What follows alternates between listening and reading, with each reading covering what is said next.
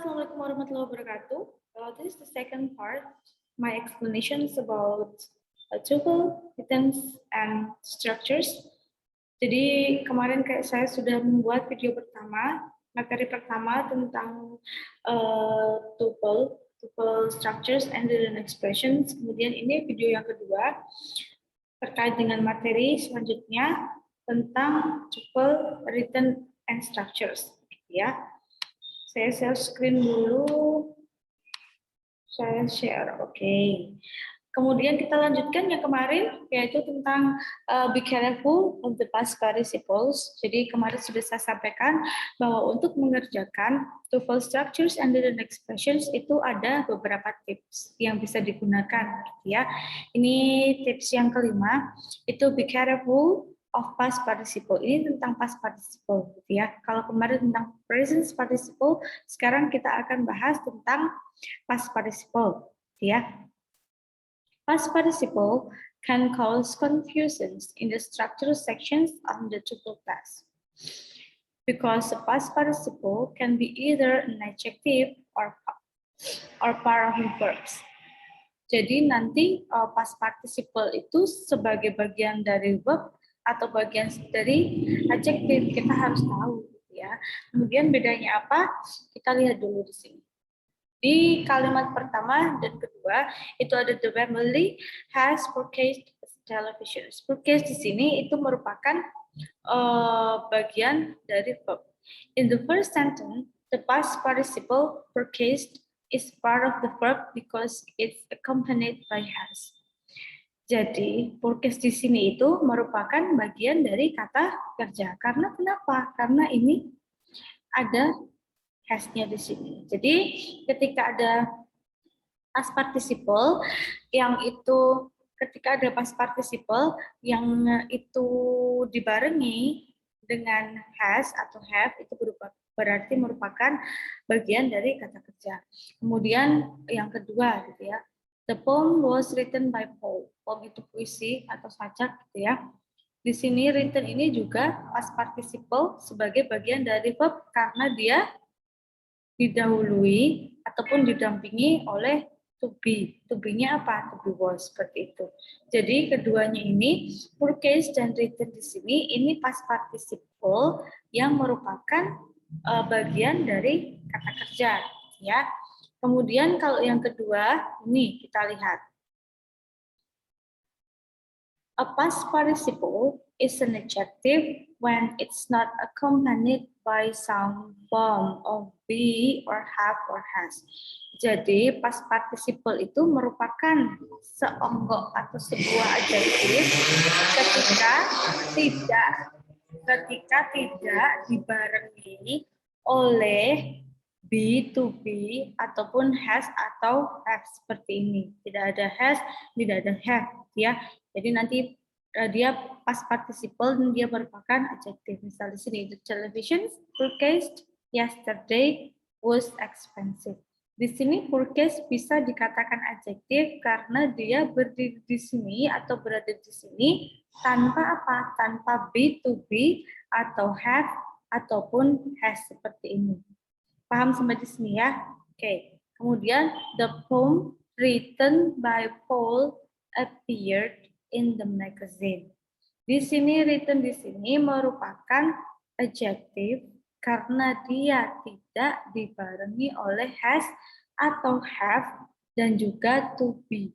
Gitu ya. Jadi paham ya bedanya kalau dia itu past participle bagian dari verb itu ada to be-nya atau ada has atau ada have-nya. Itu kalau yang adjektif itu tanpa has, tanpa have, dan tanpa to be. Gitu ya. Ini di bawahnya ini ada penjelasan lebih lanjut. Di sini ada in the first sentence, purchase is an adjective rather than a verb because it's not accompanied by a verb be or have. Jadi purchase di sini itu merupakan adjektif karena tadi apa? Karena tidak dibarengi oleh to be ataupun have ataupun has. Paham ya? Dan yang kedua juga seperti itu. Langsung ke soal agar tidak bingung gitu ya. Ini ada the package bla bla bla mailed at the post office will arrive Monday gitu ya. Kemudian di sini isinya apa gitu ya. Kalau kita di Di sini kita lihat penjelasan. In this example, pada contoh ini, if you look only the first few words of the sentence, it's appear that package is the subject and milk is either a complete verb or past participle that need a helping verb. Ya, kalau kita lihat secara sekilas, pasti kita bilangnya, oh ini ada subjek, oh ini ada verb, gitu ya. Tapi kalau kita, but if you look further in the sentence, tapi kalau kita lihat lebih lanjut lagi, you will see that the verb is will arrive. Kalau kita lihat lebih lanjut lagi, ternyata verbnya itu bukan ini, tapi yang mana? Tapi yang will arrive. Paham ya? Kemudian, you will then recognize that milk is a participle adjective and is therefore not part of the verb, ya. Sehingga kalau verbnya di sini, ini subjeknya, ini verb, berarti di sini merupakan participle. Tadi participle itu bukan verb, jadi tidak memerlukan to be ataupun has ataupun have. Jadi yang to be atau has have kita hapus semua. Ini A salah, B salah, them ini juga salah. Jadi jawabannya apa? Jawabannya D. Gitu ya. Jadi jangan bingung. Jangan ini, oh ini subjek, ini verb, bukan. Tapi kita lihat lebih lanjut lagi. Oh, verbnya ada di sini. Jadi kemungkinan ini participle gitu ya. Participle adjektif. Jadi di sini tidak memerlukan to be ataupun has ataupun have. Jadi A, B, C dicoret, jawabannya B. Sampai di sini sudah paham ya? Kemudian kita lebih lanjut lagi. The following chart outlines what you should remember about past participle. Ya. Di sini langsung ke contoh saja. Yang pertama, a past participle often ends in ed, but there are also many irregular past participles. For many verbs, including ed verbs, the simple past and past participle as the same can be easily confused. The ed form of the verb can be simple past. Jadi di sini berakhiran ed itu simple past. Kalau di sini simple past. Yang kedua itu past participle sebagai bagian dari verb karena apa? Di sini ada has atau have atau bisa to be juga. Kemudian yang ketiga ini berarti adjektif karena dia tidak diikuti atau tidak dibarengi oleh to be atau oleh have atau oleh has di sini. Paham ya? Itu seperti itu. Kemudian untuk yang selanjutnya itu soal-soal kita lewati ya. Ada sentences with multiple clauses. Many sentences in English have more than one clause gitu ya. Clause is a group of words that containing subject and verb. Kalau masih bingung, kata. Kata itu apa? Kata itu ya kata. Misal study, sleep, laptop, kemudian handphone, kemudian glasses, kemudian veil, kemudian watch, kemudian clothes, itu kata, gitu ya. Kalau namanya klausa, itu paling tidak ada satu subjek dan satu verb. Jadi dalam suatu kalimat, kalau di situ paling tidak minimal, bukan kalimat lengkap, tapi memang ada subjek dan verb-nya, itu berarti merupakan clause. Atau kalau dalam bahasa Indonesia itu disebut sebagai klausa, gitu ya. Ini ada use coordinates connectors correctly. When you have two clauses in English sentence, you must connect the two clauses correctly. One way to connect two clauses is to use and not or so. Yeah, between the clause. Jadi ini clause, ini juga klausa, ini klausa, kemudian di sini ada konektornya, ya. Kenapa klausa? Saya sudah bilang klausa itu apa? Paling tidak terdiri dari satu subjek itu orang dan satu verb kata kerja. Jadi ini klausa. Ini subjek, ini verb, jadi ini klausa. Jelas ya? Langsung ke contoh saja, biar tidak bingung. Ini ada example.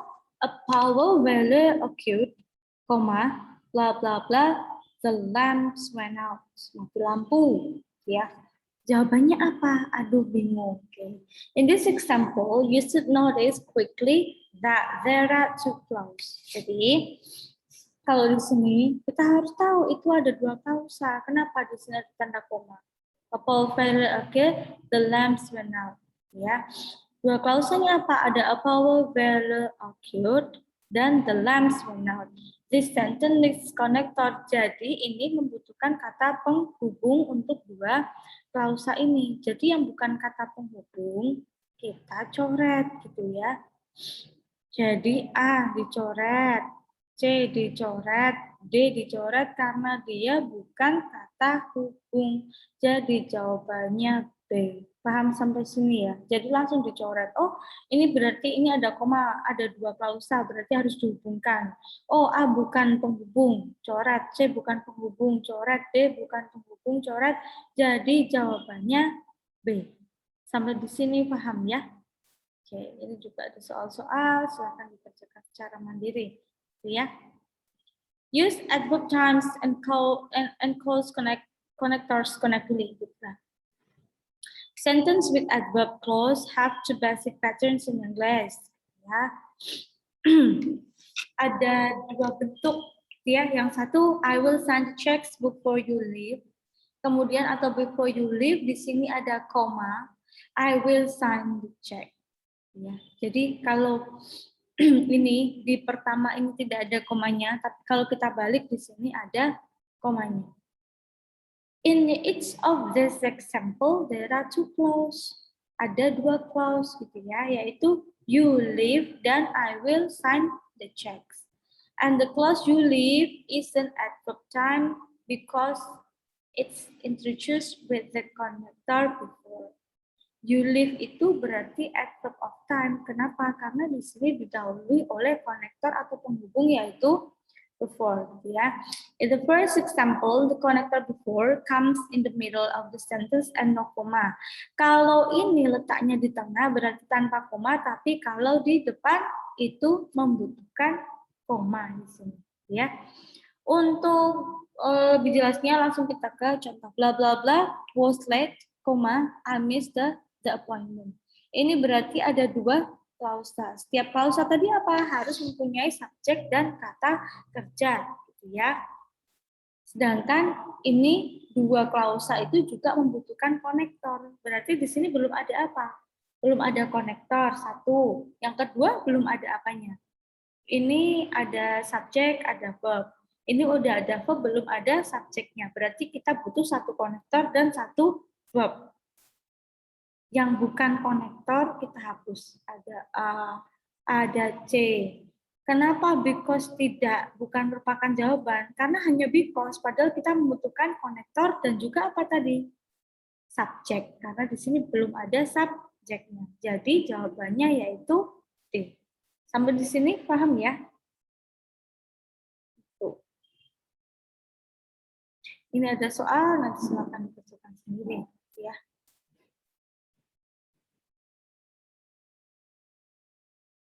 Kemudian ada use of all the adverb connectors correctly. Itu adverb clause can express the idea of times and cause as you saw in skill 7. Adverb clause can also express a number of odd ideas such as contrast, conditions, manner, place, because these clauses are adverb clause. They have the same structures as the times and cause clause in skill 7. Study the following example. Kita lihat contohnya. I will leave at 7 if I'm ready.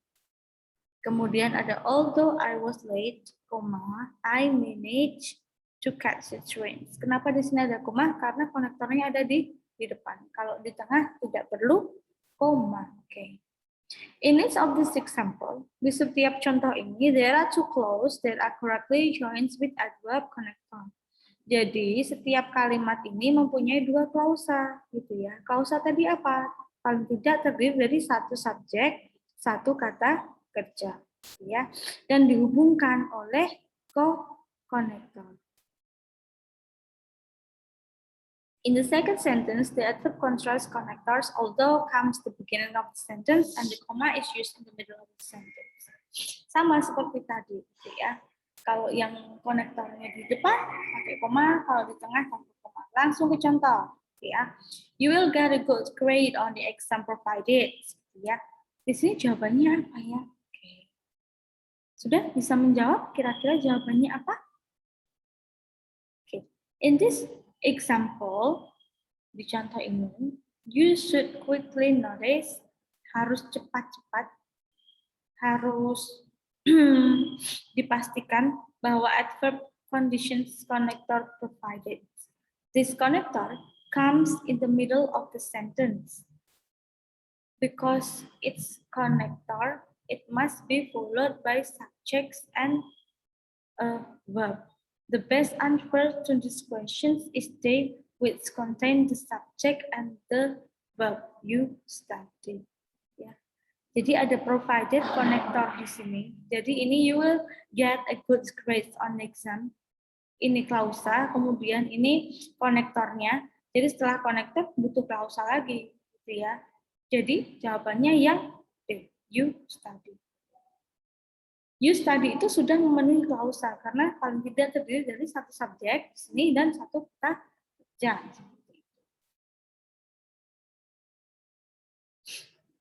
Ini juga ada soal-soal lagi, banyak sekali. Silakan dipelajari, gitu ya. Untuk selanjutnya akan saya sampaikan di video ketiga. Tuh.